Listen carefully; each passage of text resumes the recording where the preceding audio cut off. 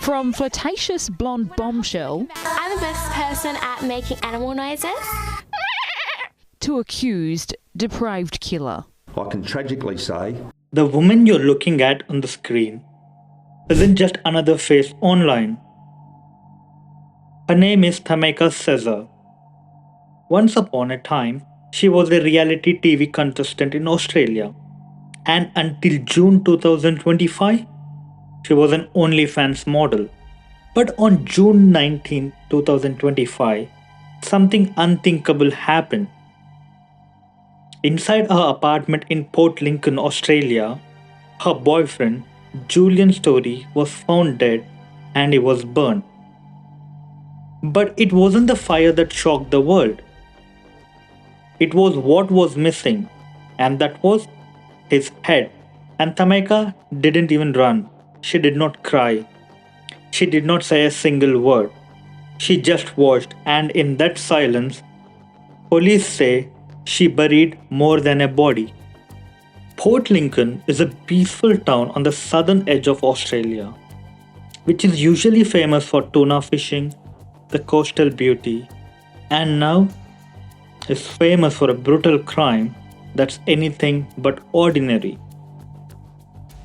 Tamika first appeared on screens in 2013, where she was bubbly, confident, and a little bit flirty. She was a reality TV contestant where she was chasing fame, fun, and a little bit attention. But years later, she found it again, and this time it was on OnlyFans, an adult content creator with a growing online presence and a provocative edge. But in June 2025, Tamika's name would explode across headlines, not for what she uploaded, but for what she allegedly destroyed. And this is the story of Tamika Chesser and the night her boyfriend was found decapitated and burned inside her home. Julian Story was Tamika's boyfriend, and he wasn't famous, nor he was a creator or a celebrity. He was a man just with a past and a reputation that never quite left him. Julian was 39 years old and he is a local man from Port Lincoln. He was also known to the police, not for the good reasons, but for few not so good reasons, such as shoplifting, drug charges, and a history of repeated petty crimes. The relationship between Tamika and Julian wasn't a stable relation.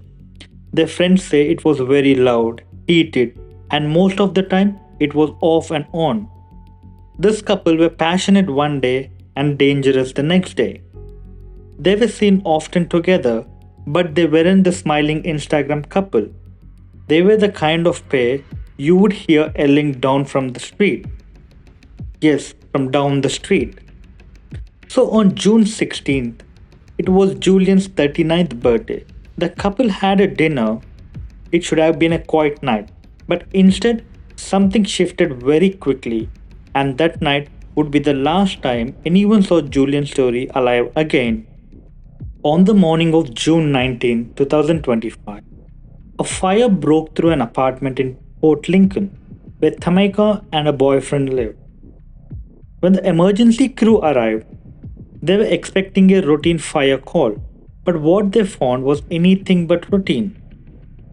Amid the smoke, they discovered a body, a lifeless body, burned almost beyond recognition. And it was Julian. But the horror didn't end there. As police moved closer, they noticed something far more disturbing than a fire damage.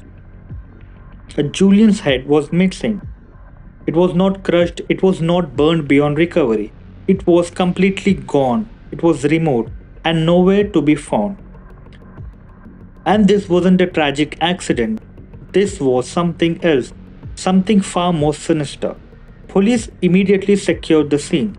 The unit started searching for clues, but the head, the most vital part of the evidence, had vanished.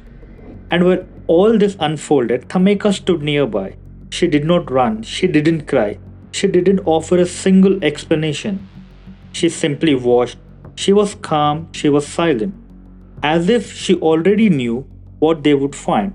To the police, the silence said more than the words ever could. Because in that apartment, alongside the burned remains of a man, there was something else missing, and that was the truth. And as the forensic team worked to reconstruct what happened, one question haunted everyone on the scene: where is Julian Story's head? And what exactly is Tamika hiding? The search for Julian's missing head became the investigator's sole obsession. For days, forensic teams searched every corner of Tamika's apartments, under the beds, behind the walls, in trash bins, in drains, but there was nothing. Police widened the search zone. Police started searching public bin across Port Lincolns.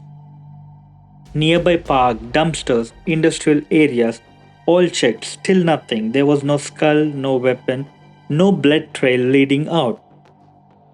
It looked like as if the head had never existed. But the police knew better. They weren't just looking for a body part, they were looking for a motive, for the intent, for the proof of what kind of killer they were dealing with. Because beheading someone and then disposing of it with such precision isn't a crime of passion. It is calculated, it is cold, and it is 100% intentional. And the silence from Tamika only made it worse. She refused to cooperate. There was no confession, there was no denial, there was no explanation, nothing. Just blank stares and a cold detachment that unnerved even the most experienced detective. The detective started thinking, was she in shock? Was she hiding trauma? Or was she simply unbothered by what she had done?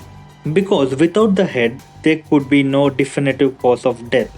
No way to confirm whether Julian was killed before the fire or if he burned alive. The missing head became more than the evidence. It was a symbol of unanswered. A brutal reminder that justice in this case was still incomplete.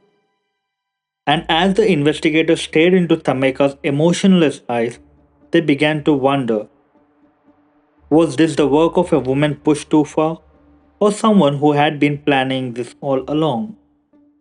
After her arrest, Tameka said nothing. There was no breakdown, no tears, no panic. It was only silence. For investigators, this wasn't a behavior of someone shocked by a tragic accident. This was something else, something colder. Tameka had no visible injuries, no sign of struggle, no attempt to defend herself. When she was questioned about Julian's death, she simply stayed. Detectives began to question whether they were dealing with trauma or calculation. Was she disassociating from the horror, or had she already made peace with what she had done? A court-ordered psychiatric evaluation was requested, but even the mental health professionals struggled to interpret her behavior. She wasn't erratic, she wasn't fragile, she was just blank, and she was unreadable. Meanwhile, the police had enough to charge. The evidence wasn't perfect, but it was disturbing. A body burned inside her home, a head still missing.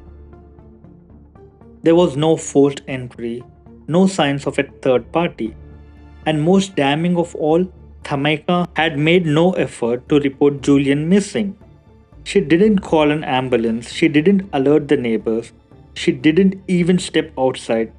For that, she was charged with murder, with interfering with human remains, and with assaulting an emergency worker during her arrest. The courtroom was quiet when she appeared. There was no expression, no emotion, and as her charges were read aloud, she barely blinked. The judge denied her bail. She was remained in custody pending further psychiatric review. But to the public, she had already become something more than just a suspect. She had become a question mark, a woman with no explanation, a face with no fear, and a mystery that was just beginning to unravel. In the weeks that followed, Tamika became a name the entire country couldn't stop whispering. Not because of her past, but because of what she might have done. News outlets dug up her reality TV clips, her OnlyFans photos, her deleted accounts. But none of that explained the crime. In court, Tamika showed no emotion, no plea for innocence, no statement of regret. She stood there as if it wasn't her trial, as if she was just watching someone else's life burn. The prosecutions laid out what they knew. A man was found buried beyond recognition inside her own home, and his head was missing. She never reported the incident, never asked for help. She was the only one there. But without a motive and without the head, the case remained a twisted puzzle. Her defense team stayed quiet, no claims of abuse, no insanity plea, nothing. The court set her next hearing for December 2025, and until then, she would remain behind bars, unresponsive, unreadable, and completely alone. Outside the courtroom, the public was divided. Some saw a monster, others saw a woman on the edge. But almost everyone agreed on one thing: this case was far from over, because even in custody, Tameka was hiding something, and it wasn't just the head. As time passed, investigators kept searching for the missing skull. Parks were combed, landfill excavated, bins were rechecked, but nothing ever turned up. There was no head, no weapon, no confession. And as Tameka sat in a cell in Adelaide, the silence around her only deepened. What really happened that night inside the small apartment in Port Lincoln? Did she kill Julian in a fit of rage? Was she defending herself? Or had something darker been planned all along? Without the head, no autopsy could confirm how Julian died. Did she stab him or did she burn him alive? The question piled up, but the answers never came. And so Australia was left with one of its most disturbing crimes in recent history, and no satisfying conclusion. Tamika's case remains open, the final verdict still pending. But in the absence of truth, people fill the blank with their own fears. Because when a crime leaves no motive, no explanation, and no head, what you're left with isn't just a mystery. It's a haunting story that stays with you, unfinished, unanswered, and unforgettable. Justice in this case may never feel complete, because justice without the whole body feels like a body without head. And that's it for today. I am Sai from SPK Reports, unmasking crime one story at a time.